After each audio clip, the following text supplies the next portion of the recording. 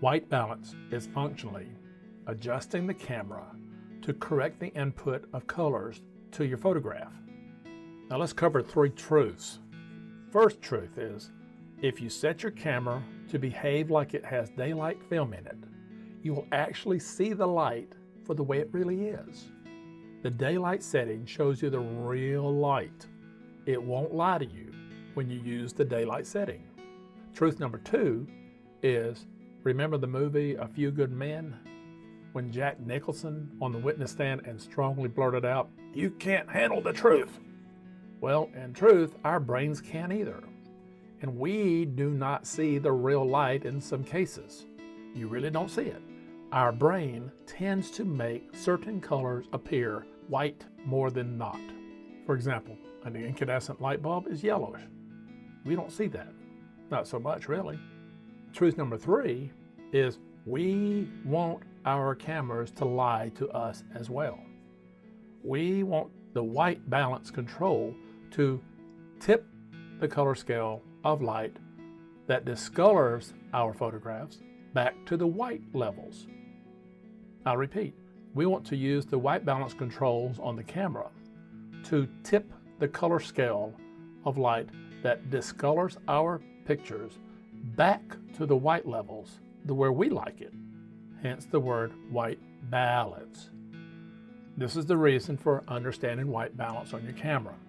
But hey, if you like those sickening yellow overcast and greenish colors that make people look sickly, ignore the setting and take what comes when you set it on your daylight preset. But I suspect you don't want to do that. I don't. So we control white balance in 3 different ways with the camera. We can set it on automatic white balance and hope for the best that it will read it correctly and adjust it correctly for us.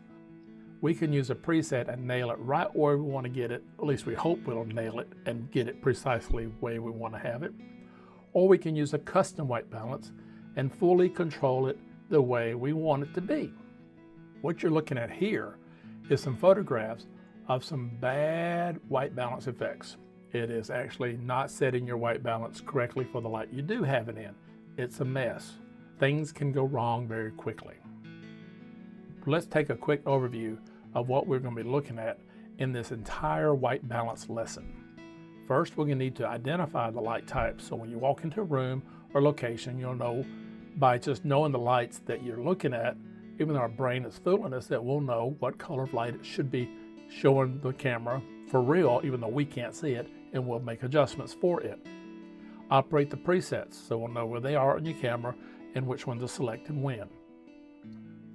We need to understand Kelvin degrees to a point, not a whole bunch, just enough for us to manage and understand a few things.